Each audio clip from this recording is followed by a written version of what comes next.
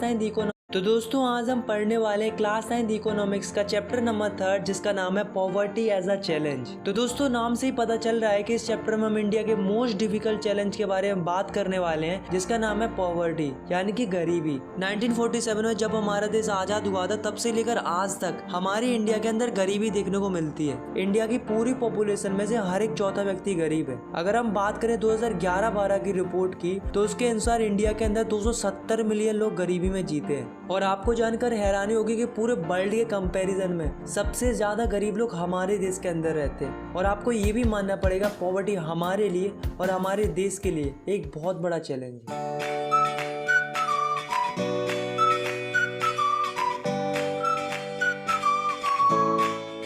तो सबसे पहले हम बात करते हैं पॉवर्टी की। तो पॉवर्टी की सिंपल सी डेफिनेशन होती है that is poverty is a situation in which person does not able to fulfil their basic needs. मतलब कोई इंसान अगर अपनी बेसिक जरूरतों को ही पूरा नहीं कर पा रहा है तो हम कहेंगे कि वो गरीबी में जी रहा है। फॉर एग्जाम्पल कोई व्यक्ति है जिसके पास खाने के लिए फूड नहीं है, रहने के लिए घर नहीं है, उसके पास पहनने के लिए कपड़े नहीं है, उसके पास पीने के लिए साफ पानी नहीं है, मतलब जो ये सारी बेसिक चीजें होती है उन्हें अफोर्ड नहीं कर पा रहा है तो उसे हम पुअर कंसीडर करेंगे। पर एग्जैक्टली हमें पता कैसे चलेगा कि कौन गरीब है और कौन गरीब नहीं है? तो इसके लिए हमारी गवर्नमेंट ने एक सिस्टम सेट करके रखा है, यहाँ पर हम कह सकते हैं क्राइटेरिया सेट करके रखा है that is called poverty line. Hindi में इसका मतलब होता है गरीबी रेखा। अगर हम इसकी डेफिनेशन की बात करें तो poverty line is a method to determine poverty on the basis of their income and consumption level. मतलब हम लोगों की इनकम और उनके कंजप्शन लेवल के बेसिस पर पता कर सकते हैं कि वो गरीब है या नहीं है। अब कैसे पता करेंगे? देखो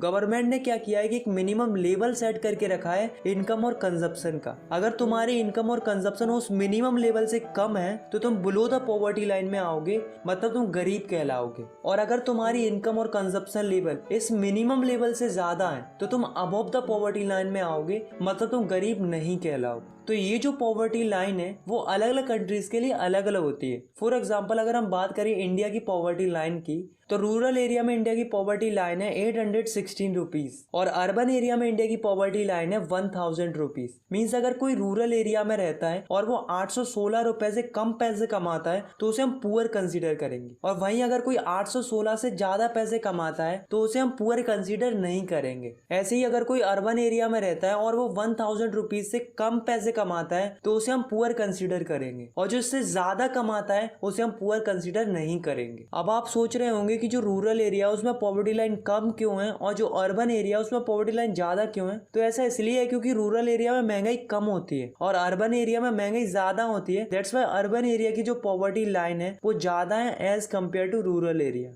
हमारे देश के अंदर हर 5 सालों में एक सर्वे होता है पॉवर्टी को एस्टिमेट करने के लिए और इसे कंडक्ट करती है एनएसएसओ यानी कि नेशनल सैंपल सर्वे ऑर्गेनाइजेशन। अब दोस्तों जो अमेरिका है उसमें पॉवर्टी लाइन का सिस्टम कुछ अलग है। अमेरिका में क्या होता है कि जिसके पास कार नहीं होती है उसे गरीब माना जाता है, मतलब वहां पर कार होना एक नेसेसिटी है। और हमारे इंडिया में कार एक लग्जरी जैसी होती है। अब हम बात करने वाले मिनिमम फूड रिक्वायरमेंट की, मतलब एक इंसान को कितने फूड की रिक्वायरमेंट होती है पूरे दिन के अंदर। इसे हम कैलोरीज में कैलकुलेट करते हैं। तो अगर हम बात करें रूरल एरिया की तो एक नॉर्मल इंसान को 2400 कैलोरीज चाहिए होती है पूरे दिन के अंदर। और अगर हम बात करें अर्बन एरिया की तो एक नॉर्मल इंसान को 2100 कैलोरीज चाहिए होती है पूरे दिन भर के अंदर। अब रूरल एरिया के लोगों को कैलोरीज ज्यादा इसलिए चाहिए होती हैं क्योंकि उनको ज्यादा काम करना पड़ता है as compare to urban area. अब दोस्तों आप इस डाटा को देखो, इससे हमें क्या पता चलता है कि 1993-94 में 45% लोग गरीब थे इंडिया के अंदर। 2004 और 5 तक 37.2% लोग गरीब बचे थे इंडिया के अंदर और 2011-12 तक आते आते 22% लोग गरीब बचे थे इंडिया के अंदर। तो इससे हमें क्या पता चलता है कि इंडिया के अंदर धीरे धीरे पॉवर्टी डिक्रीज होती जा रही है, लेकिन अभी भी बहुत ज्यादा है, अभी भी और डिक्रीजमेंट होना बाकी है। क्या आप जेईई और नीट की प्रिपरेशन करना चाहते हो लेकिन फीस को लेकर थोड़ा कंसर्न हो तो बिल्कुल भी चिंता। Now the next topic is vulnerable group. Vulnerable group are the group of those people who has more probability of becoming poor in future. मतलब ये ऐसे लोगों का ग्रुप होता है जिनके गरीब होने के चांसेस सबसे ज्यादा होते हैं क्योंकि उनको उतनी अच्छी अपॉर्चुनिटीज नहीं मिल पाती। हमारी कंट्री डेवलप तो हो रही है लेकिन उस डेवलपमेंट का फायदा इन लोगों को नहीं मिल पाता है। Inter state disparity. अब दोस्तों हमारी इंडिया के अंदर अलग अलग स्टेट्स हैं और उनकी इकोनॉमिकल कंडीशन अलग अलग है। हमारे देश के अंदर कुछ स्टेट्स ऐसे हैं जहाँ पर काफी ज्यादा गरीबी देखने को मिलती है, जैसे कि बिहार और उड़ीसा। पर कुछ स्टेट्स ऐसे भी हैं जहाँ पर काफी ज्यादा डिडक्शन हुआ है पॉवर्टी के अंदर, जैसे कि केरला, आंध्र प्रदेश, तमिलनाडु, गुजरात, वेस्ट बंगाल, महाराष्ट्र, पंजाब, हरियाणा। तो इन स्टेट्स में काफी ज्यादा डिडक्शन हुआ है पॉवर्टी के अंदर। पर अब सवाल ये उठता है कि इन स्टेट्स में ऐसा क्या हुआ कि वहां पर पॉवर्टी इतनी कम हो गई। जैसे कि पंजाब और हरियाणा में गरीबी इसलिए कम हो गई क्योंकि उन्होंने ग्रीन रेवोल्यूशन को अच्छे से इंप्लीमेंट किया, जिससे उनकी एग्रीकल्चर प्रोडक्शन बढ़ने लगी। सेकंड, केरला में गरीबी इसलिए डिक्लाइन हुई क्योंकि उन्होंने ह्यूमन रिसोर्स पे काम किया और काफी ज्यादा इन्वेस्टमेंट किया एजुकेशन के ऊपर। थर्ड, वेस्ट बंगाल में क्या किया कि लैंड रिफॉर्म को अच्छे से इंप्लीमेंट किया।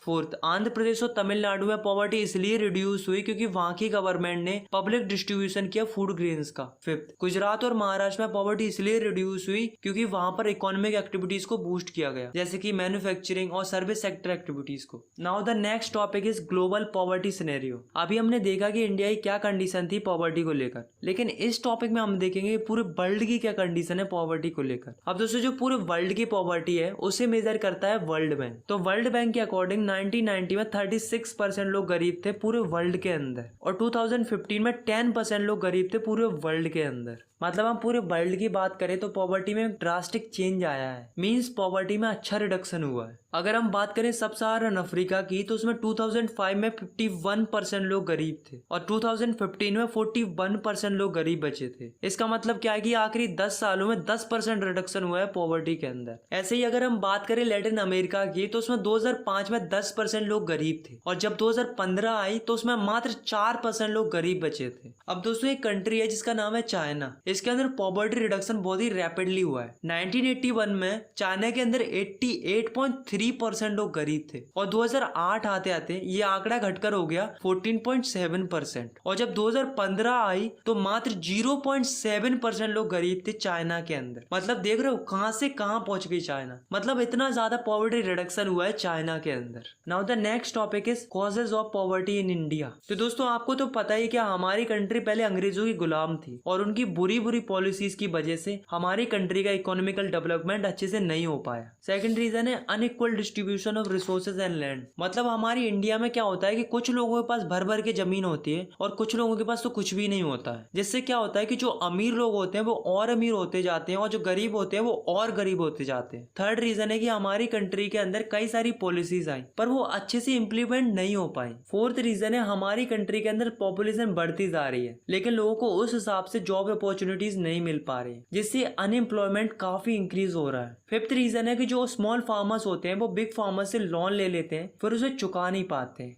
तो दोस्तों ये कुछ मेजर रीजंस हैं जिनकी वजह से हमारी कंट्री के अंदर पॉवर्टी आई। अब दोस्तों हमारे चैप्टर का लास्ट टॉपिक आता है जो कि है एंटी पॉवर्टी मेजर। मतलब हमारी गवर्नमेंट कौन कौन सी स्ट्रेटेजीज पर काम कर रही है पॉवर्टी को हटाने के लिए। तो फर्स्ट स्ट्रेटेजी है प्रमोशन ऑफ इकोनॉमिक ग्रोथ। अब यार आप खुद ही सोचो, अगर हमारी कंट्री की इकोनॉमिकल ग्रोथ होगी और अगर रोजगार मिलेगा तो लोगों के पास पैसा आएगा, और अगर लोगों के पास पैसा आएगा तो वे अपने बच्चों को अच्छी एजुकेशन देंगे, उन पे अच्छा इन्वेस्टमेंट करेंगे, तो हमारे देश की गरीबी तो ऑटोमेटिक खत्म हो जाएगी। दूसरी चीज गवर्नमेंट क्या कर रही है, कई सारी एंटी पॉवर्टी प्रोग्राम चला रही है, जिसमें से पहला है Mahatma Gandhi national rural employment guarantee act यानी कि मनरेगा, जो कि 2005 में स्टार्ट किया गया था। इस एक्ट के अकॉर्डिंग लोगों को 100 डेज का एम्प्लॉयमेंट प्रोवाइड कराया जाएगा गवर्नमेंट के द्वारा। मतलब गवर्नमेंट ऐसा वादा करती है कि हम तुमको 100 डेज का एम्प्लॉयमेंट देंगे ही देंगे पूरे साल के अंदर। इसमें 1/3 सीट्स महिलाओं के लिए रिजर्व्ड है। सेकेंड है प्राइम मिनिस्टर रोजगार योजना, जो कि 1993 में स्टार्ट की गई थी। इस योजना के तहत गवर्नमेंट हेल्प करेगी गांव के पढ़े लिखे लोगों की,